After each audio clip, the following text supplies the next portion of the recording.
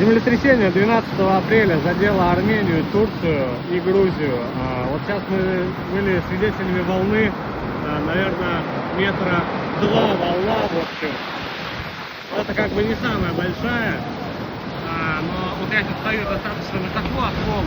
Вот они, это не 2 метра уже. Это уже, наверное, метра 3-4. Вот, смотрите, это вообще просто жесть.